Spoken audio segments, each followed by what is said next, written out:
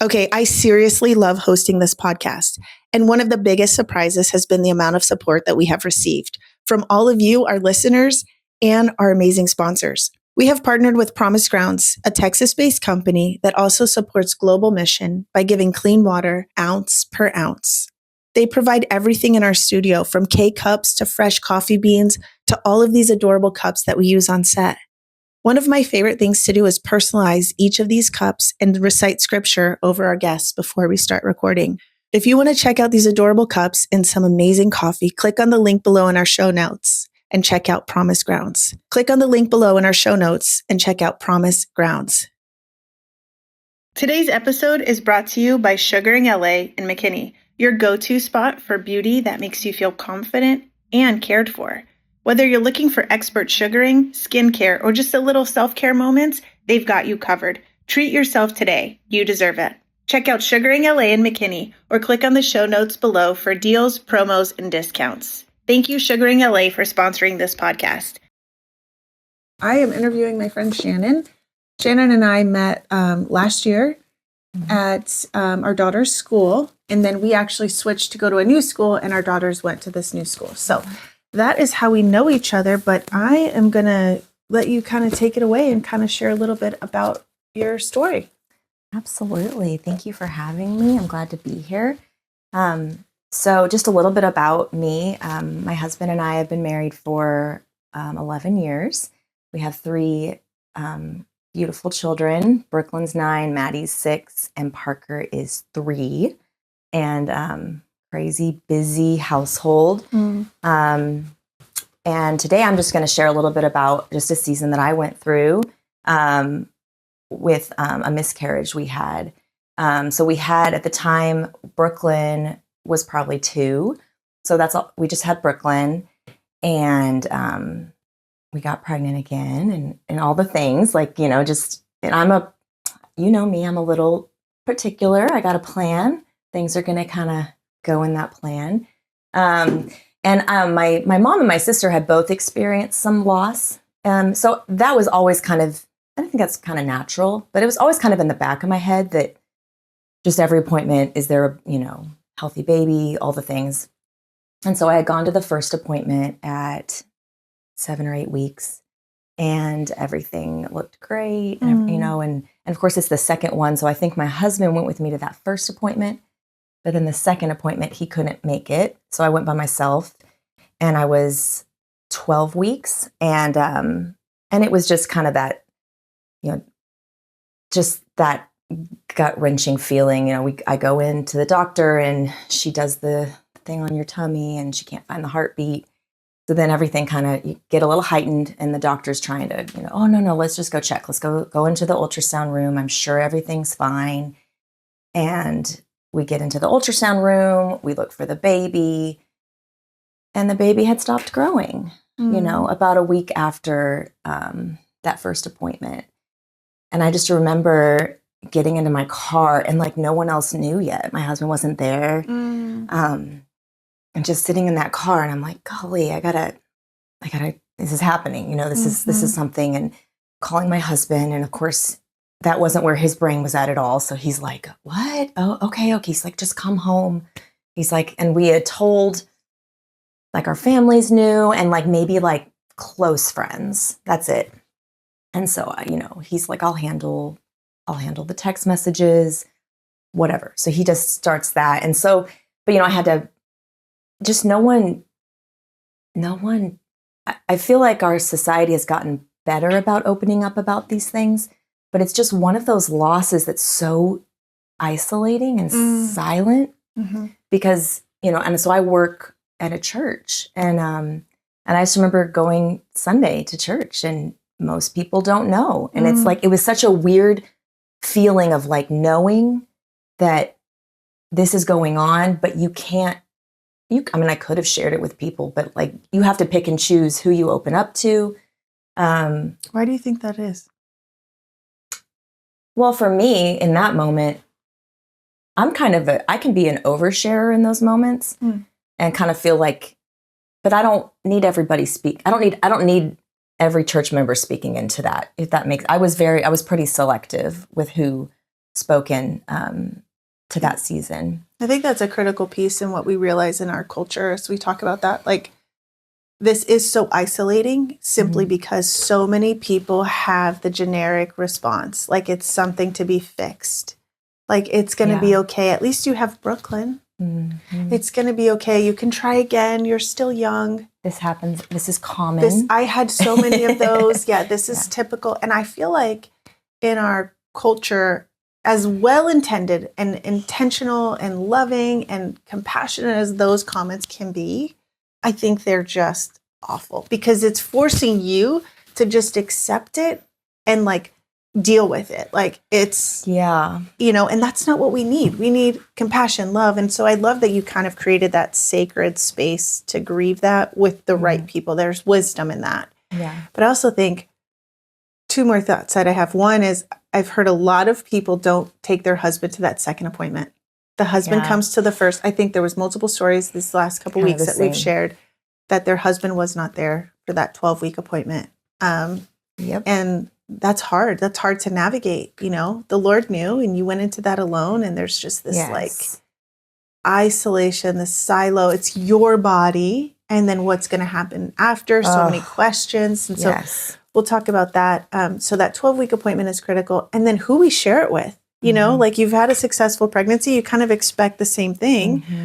And our loss was in our second pregnancy too. Okay. And so we told a lot of people. We were just like, woo, we were over the moon. And so having to retract that is so difficult. It's just, and I was very fortunate and blessed. I have a great support team at my church. And so I immediately called my senior pastor's wife and then my direct report, which is an amazing woman of God.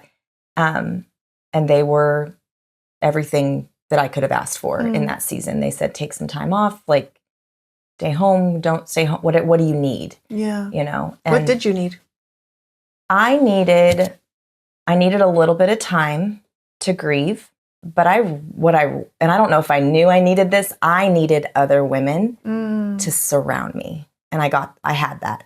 And in fact, after I went through it, I told God, I will do this for others. You tell, and I have had that opportunity a couple times to hopefully give the same hope that I received.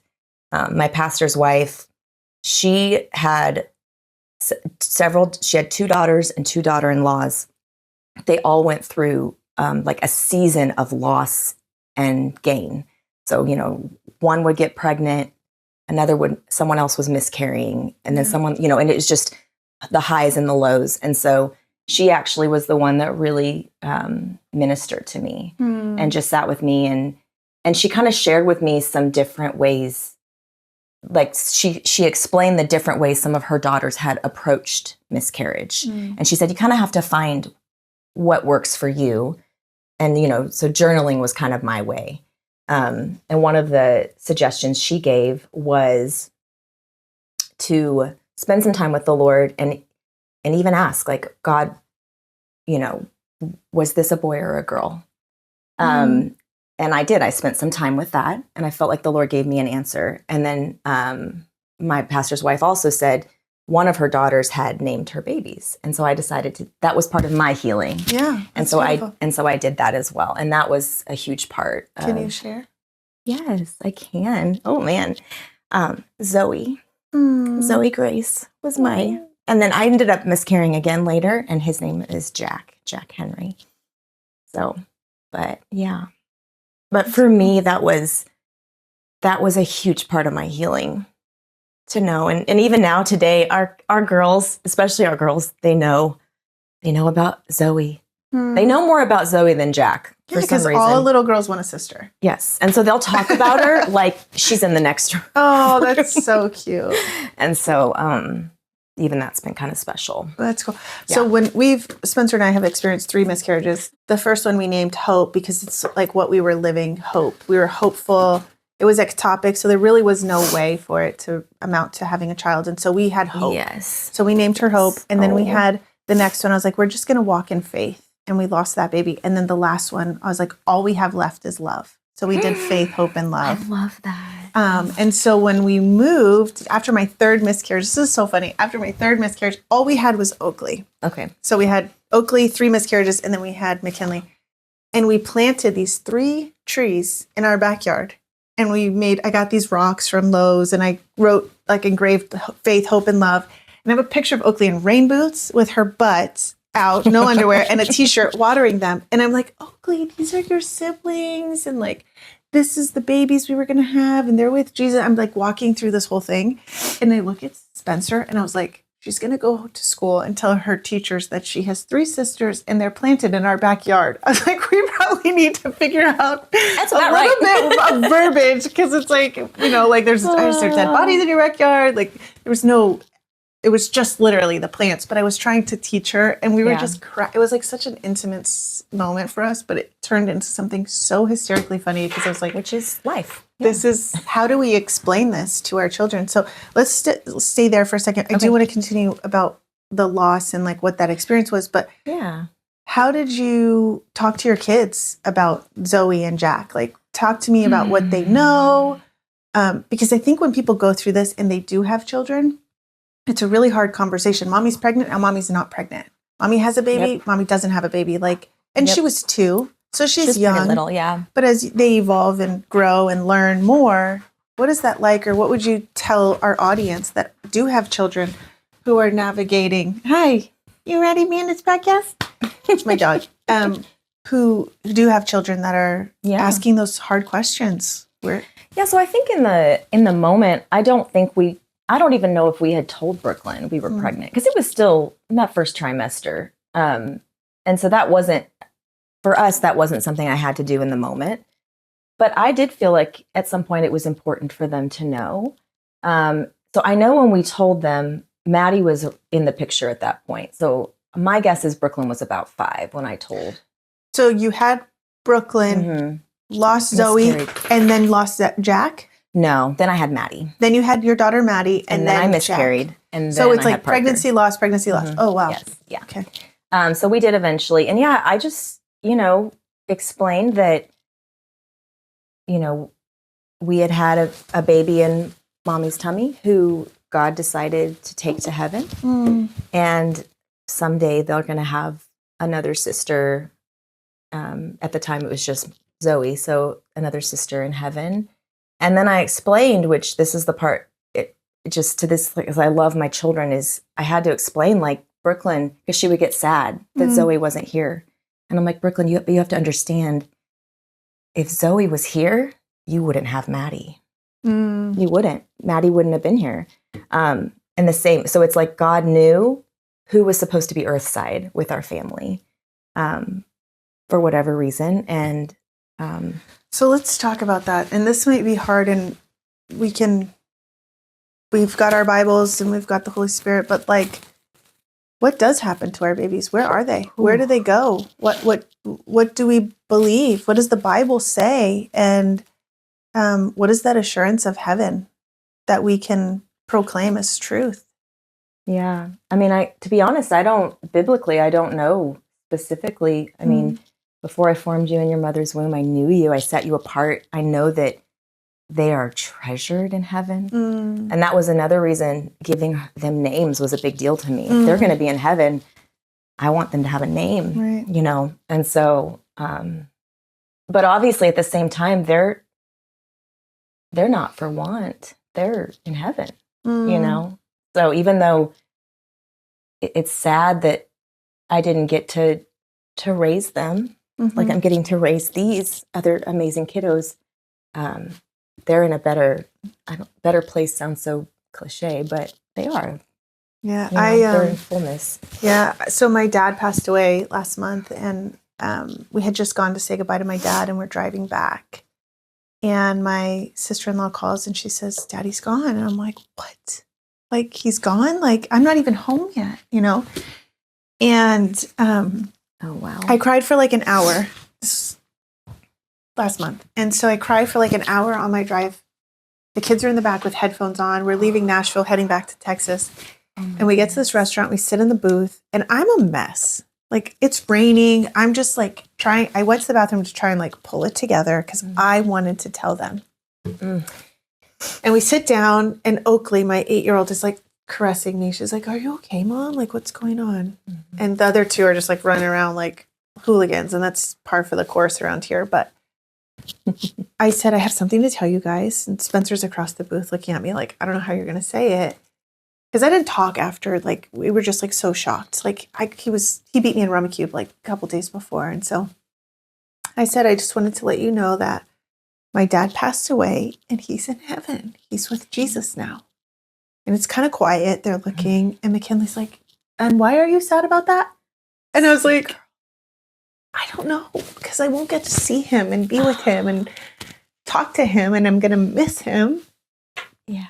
But yes, I'm not sad that he's there. Like, I'm not sad for our babies. They're so good. I hope they're friends in heaven. You know what I mean? Like, we don't have to worry about salvation. We don't have to worry about diapers. We don't have to worry about college funds. Like, they are complete and perfect in the presence of the Lord. And they're in heaven, and they're loved. And there's like no more tears, no more sorrow. Like, it's perfect. But because I have not been there, I don't know, and I love them. You know, I love my 3 girls. I love my dad, but like, I want to know. I want to like a glimpse of what they're doing and where they looks are. like. You know, and it's hard. It's hard to like have that, but I can't imagine losing a child at any stage in the game and not having the assurance of heaven. Yeah. No. Like, what that would do to like me as a person to say, I lost my baby and I have no idea. Yeah. And I think that emotional question is going to happen for all of us. Like, we want to know more. I wish there was more. I wish there was more. Yeah. But that's the mystery of God. But for those who have lost and really don't have that assurance or don't have that understanding, like, what would you say to them, or what would you encourage for them to just like, what questions could they ask? Or I don't know, what would you say to somebody who doesn't have that hope? Yeah.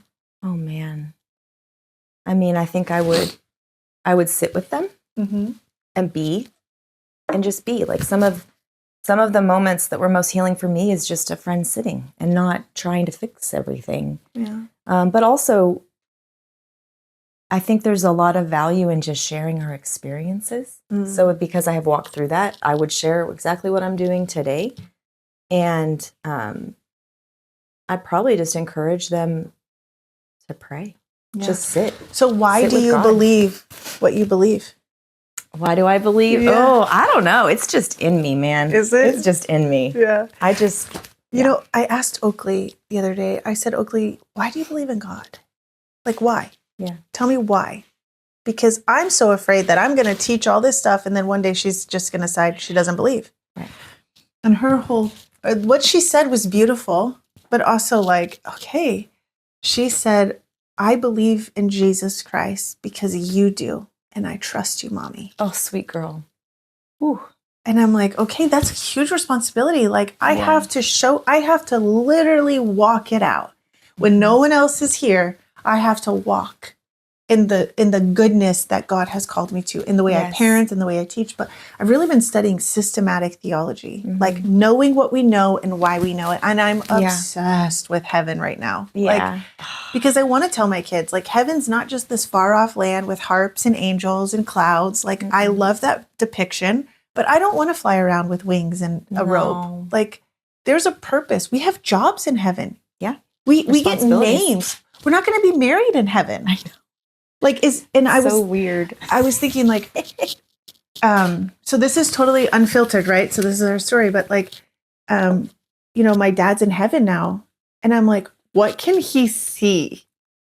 What a weird thought. What can my dad see? I'm like, okay, Spencer, there's a pillow here. I'm going to just prop a pillow between the two of us because I don't know what he could see, and I don't know how long he can see it. How interesting. Right. That's yeah. So, like, do our babies see our kids? I think they do. Do they? Oh, I think so. And so like, I definitely think so. and there can't be a longing, because I've read this book by John Burke about like Imagine Heaven, these near-death experiences, and people pass away and they have these radical encounters and they like don't want to leave. They don't want to come back. They don't want to leave. They like, this is so beautiful. The colors, the water, like imagining heaven and Jesus and the presence and the peace. Some of them do. Most of them do. Well, the ones that do come back tell this story and of coming back to earth. And I just think it's amazing to imagine heaven. Have you ever had a moment, and for me it's usually nature that does it, but have you ever had a moment where you saw something so beautiful that it was like a glimpse of heaven?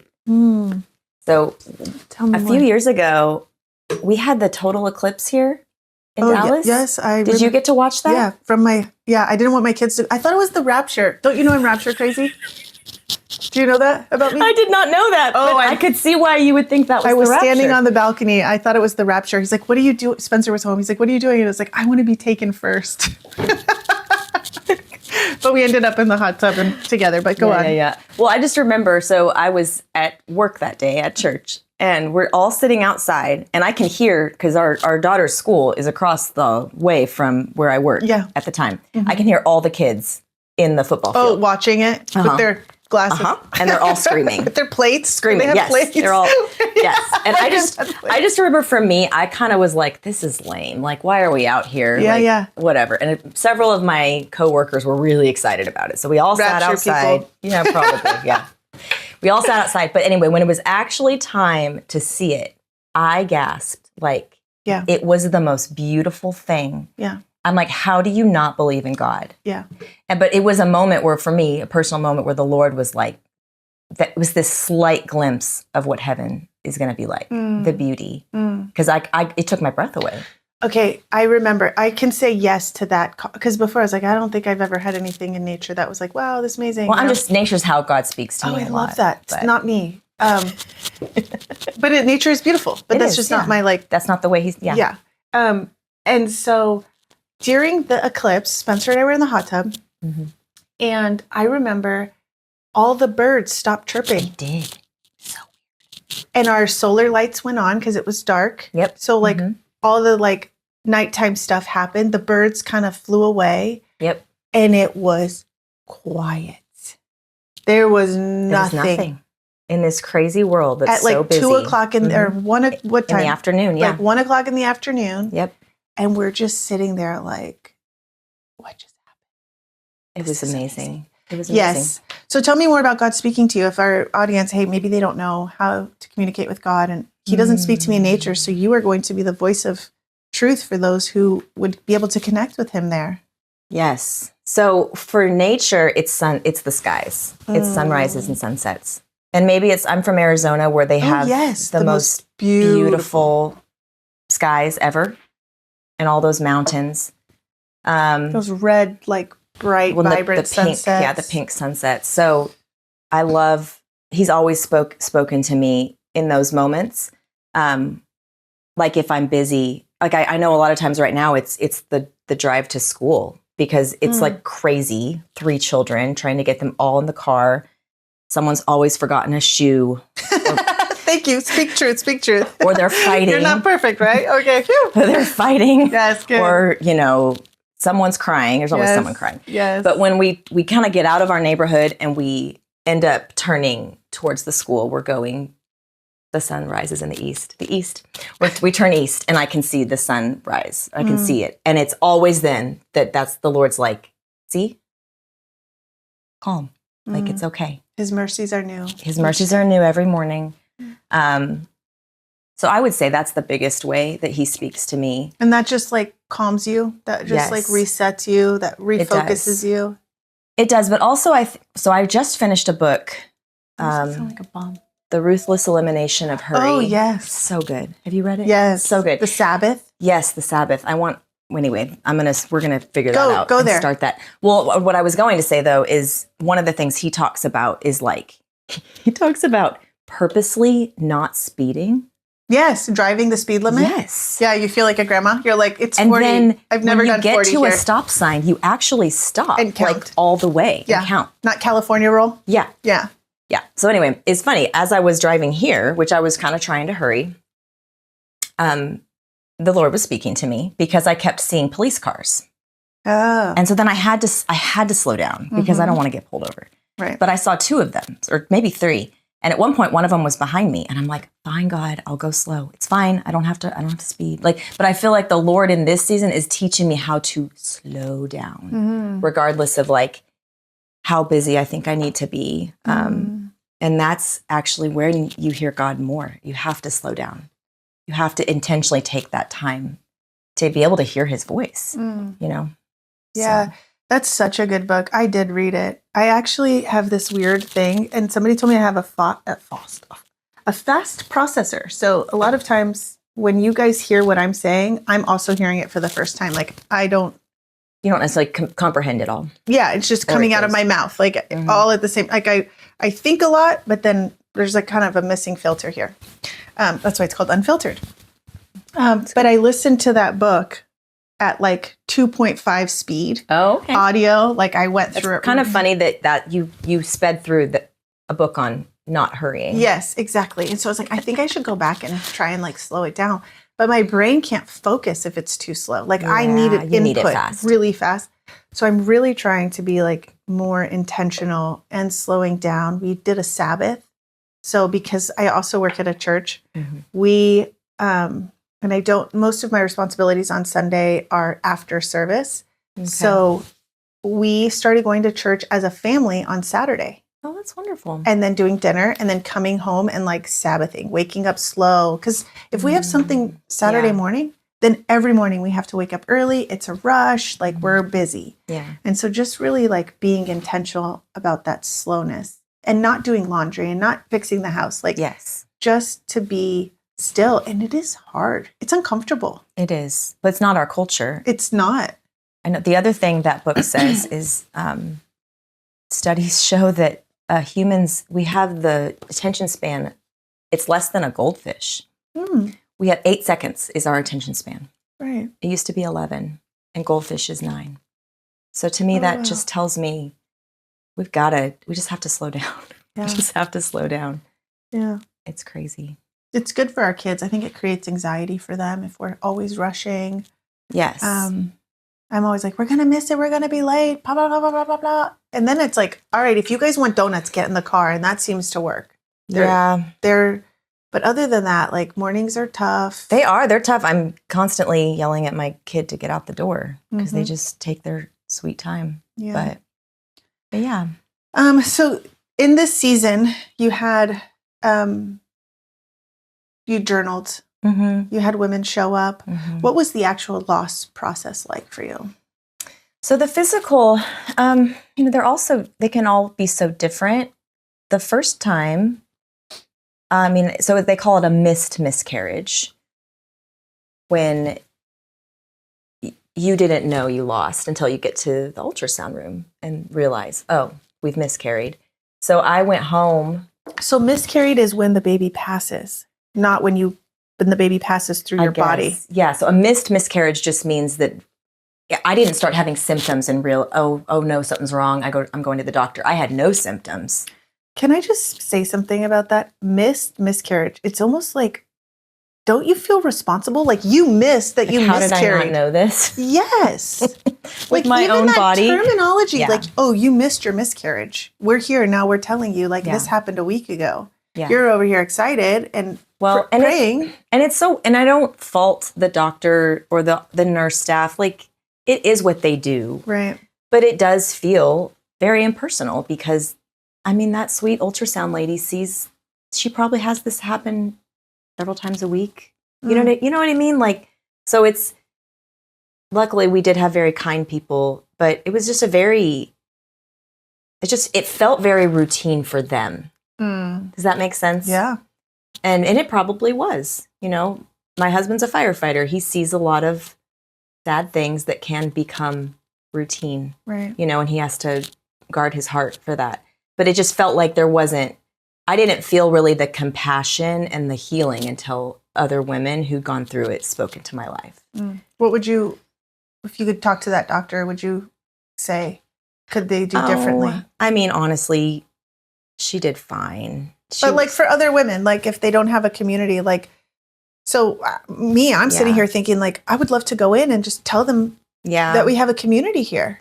That's true. I mean, if anything, I would just, maybe they could have offered, can I call your husband for you? Do you need him to, that kind of, it just felt very isolating. It's like, for sure. It's like, okay, sorry, this is where we're at. Okay, we'll see you in a week. Yeah. And that's their job. Like it's no fault to them. It could be your best friend who's your OB. It could be just the first time ever seeing an OB. It could be your first pregnancy. It could be your fifth. Yes. It doesn't really matter. But that's just kind of their standard operating procedure. They're probably guarding. My doctor is a Christian. She's an amazing woman of God. So she probably has to guard her own heart because it is sad. But it just makes me, as like sitting in this room, being able to share your story, to go to these OBGYNs and say, hey, when there's a loss, I would love to be that first call. No, that's after amazing. They talk to their family, to just invite them into this community and to sit with them and to, can we create something for them? Can I put like that would be amazing. Like one of the things that I make is candles with the baby's names on it. Oh, I love so that. if it's, like yours would just, if we didn't know Zoe's name at the time, we would just say Baby Nelson, and that would be the candle. And these candles that I make, they're to pray for the baby. Like, so when we had our ectopic, I had to wait 6 months and then we had another miscarriage, but I had a candle from my wedding that we used for Spencer's stepfather who passed away and couldn't be there. And it was a candle that his sister lit for whoever wasn't there that day. Right. And so I created these candles, and the candle, I used that same vase from my wedding, and I would light it on the due date. I would light it on the day I found out I was pregnant. And so I had 3 miscarriages. My husband can't keep up with that. Like, we're just trying to survive. He's not going to remember. But for me, these dates were so critical. Something. And so I would light that candle. And when he would come home, it would be sitting on the island in the kitchen and it would be lit. And he would probably panic a little, like, okay, what does that mean? Like, is this a day? Did I forget something? Right. But he knew to come softly to my presence, to say, like, she's hurting. I could have just been sad. Like, we had Oakley and I've prayed for a sibling for her, Yes. And so I was just like, Lord, this was a way for me to clue him in, coming in, I'm sure with your husband, firefighter, like he's coming in, he's tired, he's like, he wants to solve it. Yeah. And you can't solve this one. Right. And you like just that. need like that tender place to grieve. And that's what girlfriends are for. Yeah. We're so good at that.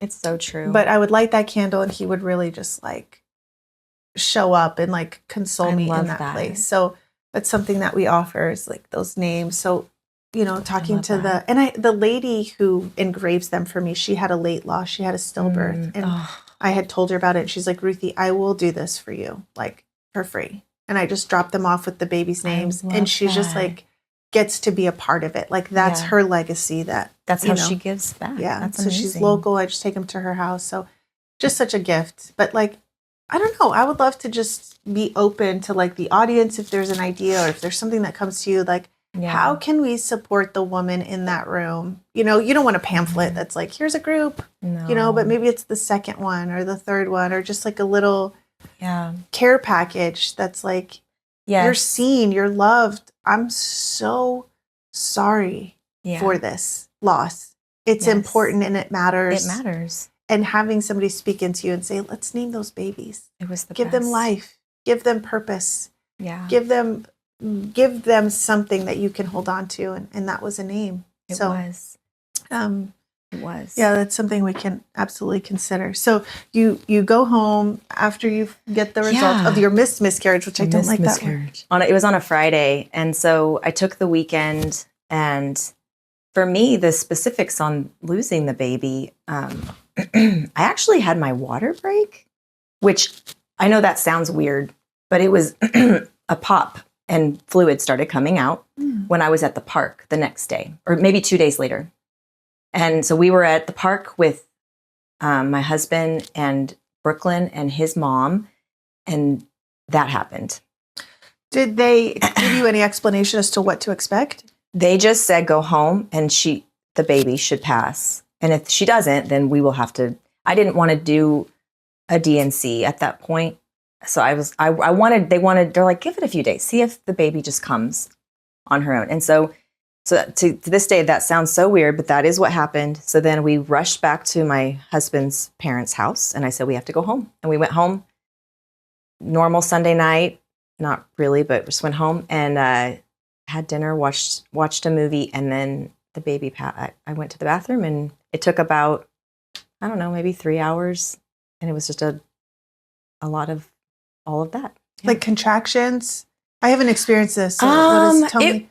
It was a little bit of cramping, but really it was just like, I just needed to be in the bathroom. Just everything, it's just clots, and I don't want to get all graphic, but it was just lots of blood. Everything inside of me came out. Yes. Oh my gosh. And you're just grieving that, and you can't stop it. And no, and it's just, but to be honest, in that moment, it was relief. It was so yes, I mean, there's a sad part, but it was a very conflicting feeling to know the baby's gone and still have the baby inside of me. So yes, I wanted her to not be true, but I felt like in order for me to start healing, that I needed to pass the baby. So I was grateful. So this was like kind of the end of that. Yeah. In your body, you weren't having to do a DNC, you weren't having to do medical. You were just kind of like, this is awful for right now, but this is what we choose. This is how we chose to do it. Yeah. Yeah. So, and then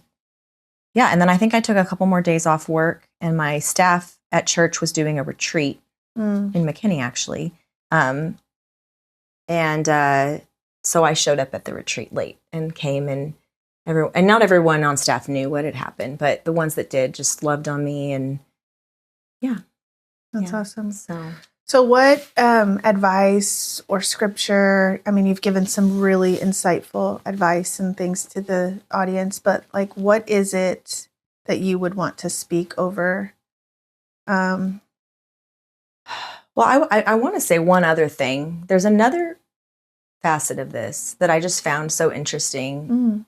And that is, when I found out I was pregnant, my best friend, who was also on staff, found out she was pregnant. And so we were pregnant at the same time. And then I lost. And it was just such a confusing, but even just to speak into that, like if you are so good. So for me, from my side, it was obviously so hard because I had to see her have that baby and go to her baby shower and all those things. Like, not that I wasn't angry, but it's a confusing feeling, you know? But even from her side, it was such a hard thing for her to celebrate, to feel like she could celebrate. Around you? Yeah. Or with you? Yeah. And then, and our kids have grown up together. So, then her little boy was born, and we were like weeks apart with our due dates, and so even just giving some encouragement there, like, there's so many different sides to loss, Yeah. But just encouragement, like, the Lord has a plan. Because now I look back, and that's the family they have is exactly who they're supposed to have. And the family we have is exactly who we're supposed to have. That is so funny. I'm so glad you brought that up, because I think that's a really difficult place for a lot of women. But this year is the first time I ever experienced something like that. Okay. Oakley's in 3rd grade with your daughter, Brooklyn. And there's about 4 other moms that also have kindergartners in Maddie's class. Yes. Yeah, there is. And I miscarried. I would also have a kindergartner. And so you guys have 3rd in kinder, and I would have had a 3rd in kinder. And this year, as you guys are like, oh, we have a different, like, because you had 2 kids in school, you had a different pickup time. And you picked it from a different, like, the carpool situation was like so weird. It was crazy anyway. But there was like 4 or 5 of us moms, and I was the only one that didn't have that kindergartner. And it broke me. Like, I was like, Lord, this is interesting. Like, I never experienced that. Like, I always knew, people sometimes will say, why is there a big gap? I have 8, like, all these years, and then I have a 4 and a 2, and they're so close together. Like, why that big gap? Oh, well, those 3 are in heaven. It's like, I've kind of grieved that. But this year was like, oh my gosh, I could have had a kindergartner, like, starting. And like, kindergarten is such a big year, and it's such a big thing, but I didn't have that. I will next year, or maybe 2 years. We're not sure what we're going to do, traditional kindergarten or not. But this year, I was just like, I felt that like that we were running this race and then I Yes. got held back and then my friends just continued to have babies and I didn't. So that like that miss in our pregnancy was felt this year. Isn't that funny? It's crazy. Yeah. So I think a lot of women experience that loss, that just watching your friends. Here's what I say in the group with the girls. If you get invited to a baby shower and you know emotionally you can't handle it, don't go. Absolutely. They will understand. They will be busy, they will be consumed, and you sitting there and feeling like you're showing up and trying to really support them, but you know deep down inside you're in the other room crying, don't go. No. Send the gift card, do the thing, but don't force yourself into that, because I think it can sometimes take away from the one who's celebrating their baby shower. Maybe you guys just do a coffee date or a lunch. Now, this is me speaking just to give you an out. If the Lord says you need to be there, you go. Like nothing I say will trump what the Lord has for you. So if he's like, no, I want you there. I'm reading this book and the lady's like, I've had women name their babies after me. And she just lost her son and she didn't want to go to these baby showers. And now all of a sudden she's hosting baby showers. She said, yeah, I would spend time crying in the other room, but I would do it. So if the Lord's calling you to do it, go. But for the most of us, if it's just a coworker that's pregnant or you were pregnant at the same time, you don't have to go. You can graciously send the gift card. And for me, the sooner I bow out, the better I feel.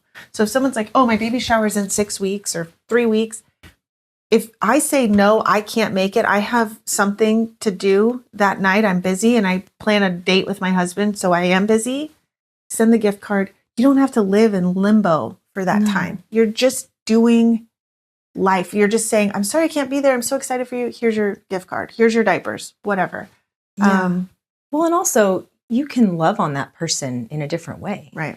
You don't have to. I know I had to miss I can't remember which, I think it was my second miscarriage. I had to miss my sister-in-law's baby shower because it had literally just happened. And I'm like, I just can't, and not a lot of people, because I had already experienced loss, I didn't tell people the next time as much. So I'm like, I can't. And they were completely gracious and all the things. And I let her have her time to like be celebrated. Yeah. You can celebrate in a different way. You don't. Yeah. Take them to lunch, get coffee, do something different. But yeah, I feel like if I'm hosting a baby shower and I'm pregnant and my friend had just had a miscarriage, it would be so hard for me to see her there. Like I would almost feel that person that's pregnant would enjoy one-on-one time, go for a walk, get coffee, and you share in her excitement and she can share in your sorrow. So I think that was great. Thank you for adding that. That's a critical piece in this process of navigating. So I loved having you. Thank you so much. Thanks for having me. This was wonderful. Awesome. Thank you, friend.